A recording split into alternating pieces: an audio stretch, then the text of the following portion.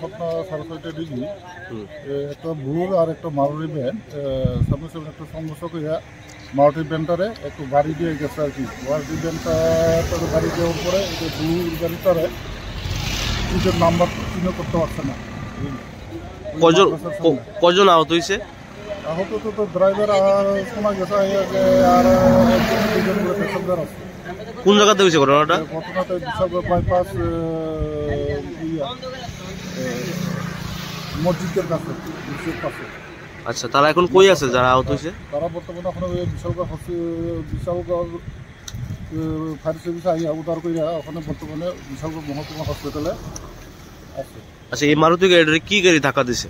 গাড়ি যেটা Bolero Bolero গাড়ি না? হ্যাঁ, বুলেরো গাড়ি।